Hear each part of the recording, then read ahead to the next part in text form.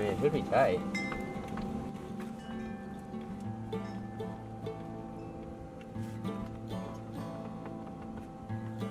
Alright, so we just got this quick little welding project fixed on our gate. We used the NUE SunCase to power our welder and grinder. It actually did a great job. It only faulted out once or twice when we were doing some pretty heavy welding, but it was pretty easy to reset and everything. So yeah, it was super nice to not have to run the extension cord or anything like that. And we were able to just drop the case in and get the job done.